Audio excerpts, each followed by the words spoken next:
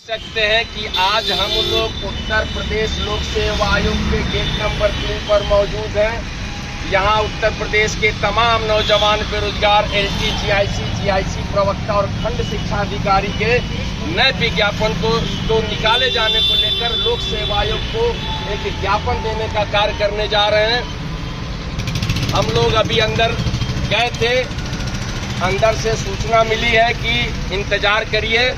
तमाम अधिकारी लोग जो है व्यस्त हैं, कई सालों से लगातार व्यस्त हैं, फिर भी जीआईसी प्रवक्ता और खंड शिक्षा अधिकारी का विज्ञापन नहीं आ पा रहा।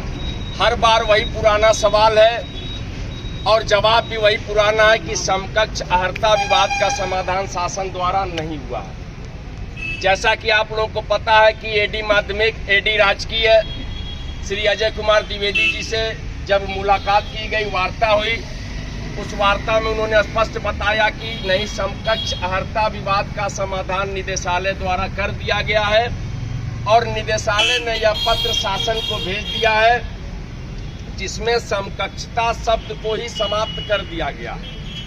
वह पत्र लोक सेवा आयोग को प्राप्त होना है, उसके बाद विज्ञापन भेजा जाना।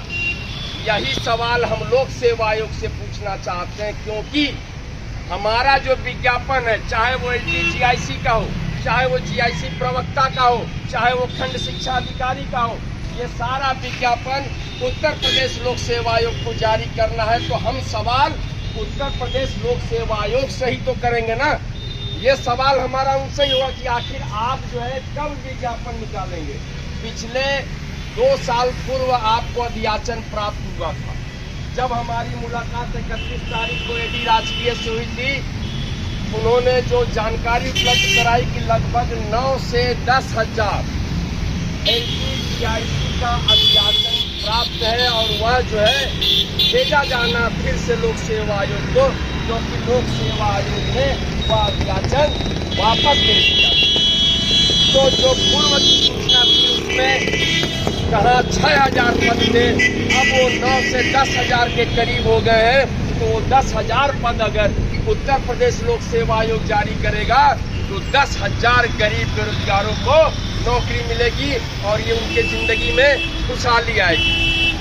वैसे ही प्रवक्ता का है, जीआईसी प्रवक्ता, खंड शिक्षा अधिकारी, ये सारी भर्तियां उत्तर प्रदेश लोक सेवा आयोग को करनी है। तो हमने विज्ञापन निकाले जाने को लेकर सिलसिलेवार, आप देख सकते हैं यह ज्ञापन जो है आज 5 तारीख का है, 5 अगस्त को मैं देने जा रहा हूँ। इससे पूर्व मैंने ज्ञापन 31 जुलाई को दिया था और यह सिलसिला आप देख सकते हैं। इस ज्ञापन में एक लंबी फहरिस्त है जो है 12 तारीख से 12/10/2022 से लगातार सिलसिलेवार यह ज्ञापन देने का कार्यक्रम प्रतियोगी छात्र मोर्चा द्वारा किया जा रहा है। लेकिन जो है उत्तर प्रदेश लोक सेवा आयोग अभी तक उस ज्ञापन पर कोई समुचित कार्रवाई नहीं कर सकी है। वही घिसा पिटा जवाब, वही पुराना, जिसको सुन के कहीं न कहीं कान में भी दर्द होता है। मैं उत्तर प्रदेश के नौजवान बेरोजगार भाइयों बहनों से बताना चाहूँगा कि उत्तर प्रदेश का नौजवान बेरोजगार सड़कों पर मौजूद है। आज अपने हक की लड़ाई के लिए उत्तर प्रदेश लोक सेवा आयोग के गेट नंबर 3 पर आया हुआ है। एक ज्ञापन देंगे हम और हम लगातार आएंगे जब तक उत्तर प्रदेश लोक सेवा आयोग से कोई सक्षम प्राधिकारी निकलकर यह न बता दे कि नहीं, आपका विज्ञापन 10 दिन बाद आएगा या 10 साल बाद आएगा। हम यह भी जानना चाहते हैं कि यह विज्ञापन अगर 10 दिन में आना है तो भी ठीक है और 2047 के बाद आना है तो भी ठीक है। हम अपना धंधा बदल देंगे, हम नौकरी की ख्वाहिश छोड़ देंगे, हम चलेंगे कृषि कार्य करेंगे, क्योंकि हमारे पास भी 52 बीघा है जिसकी बुआई करेंगे, जिसकी कटाई करेंगे, जिसकी जुताई करेंगे, तो हम आराम से, सुकून से, चैन नींद से जी सकते हैं। लेकिन हमने 20 साल, लगभग अपनी जिंदगी का 20 साल पढ़ाई में दे दिया।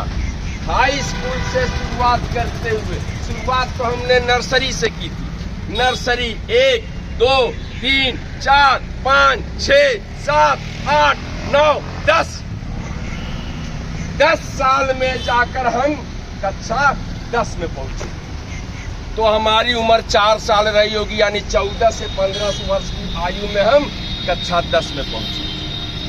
फिर 11, 12, फिर 13, 14, 15, यानी BA पार्ट 1, पार्ट 2, पार्ट 3, लगभग 15 साल। 15 साल में हम BA किए, यानी स्नातक। फिर MA किए 16, 17, यानी कि 17 साल। फिर दिमाग घूम गया, अचानक से घूमा तो B.Ed कर लिया। और वो जो सलाह देने वाला व्यक्ति है उसको आज तक हम लोग तलाश कर रहे हैं। वो कौन नामाकूल शख्स था जिसने कहा कि भैया B.Ed भी कर लो, और जब B.Ed करे वहीं से हम लोग का दुर्दिन शुरू हो गया। गलत फैसला किए, वहीं से सब गड़बड़। जब B.Ed कर लिए तो अब जो है पूरे मन में, बदन में, तन में आग लगने लगी कि यार अब तो हम प्रोफेशनल डिग्री ले लिए, अब नौकरी की हमको सख्त जरूरत है। B.Ed करने तक हमारी पढ़ाई 18 साल हुई। 18 साल हमने पढ़ाई किया एक नौकरी। कुछ लोगों ने कहा कि थोड़ा सा ज्ञान और प्राप्त कर लो भैया, MA और OMA भी कर लो। तो MA OMA ऐसा किए कि घर पे बैठे, PhD भी कर लिए, घर पे लगे स्टडी करने, किताबों से इश्क करने लगे, खेलने लगे। एक एक किताब के पन्नों को करीने से खोल खोल के ऐसी आशिकी में डूबे कि उस आशिकी का अंत अभी तक नहीं हो पाया। हर पन्ने को, किताब के हर पन्ने को, हर शब्द को इतनी बेबाकी से और इतनी मसरूफियत से पढ़ा करते थे कि कहीं न कहीं ऐसा कोई सवाल इसमें से निकल न जाए और हमारा जो है सिलेक्शन 1 नंबर या 2 नंबर से गड़बड़ा जाए। तो हमने ईमानदारी से पढ़ाई की और लगातार पढ़ाई की और खूब ढंग से पढ़ाई की। तब हमने कहा कि ऐ उत्तर प्रदेश लोक सेवा आयोग, निकालो विज्ञापन, मैं आवेदन करूंगा, आप परीक्षा लीजिए। और उस परीक्षा 150 प्रश्नों कराएगा तो 151 करके दिखाऊंगा। ये हमारा जज्बा था, ये हमारा जोश था कि हम अगर परीक्षा होगी तो इतनी मेहनत से पढ़ाई कर रहे हैं कि नौकरी, एक अदद नौकरी जो हमारे सपनों को, जो हमारे अरमानों को पूरा करती है, उसको अपनी मेहनत की बदौलत अपने कदमों के नीचे लाकर रख देंगे। ये हमारा हौसला था। गलत हौसला था क्या? लेकिन बाद में पता चला, जब भर्ती संस्थाओं ने हम लोगों के साथ खेल खेलना शुरू किया, बस 2 मिनट सर, खेल खेलना शुरू किया और विज्ञापन निकाले जाने को लेकर 6-6 साल, 7-7 साल, 8-8 साल जब निकलने लगा तो जो बाल हमारे काले थे मेरे भाई, वो बाल भी सफेद होने लगे कि नहीं?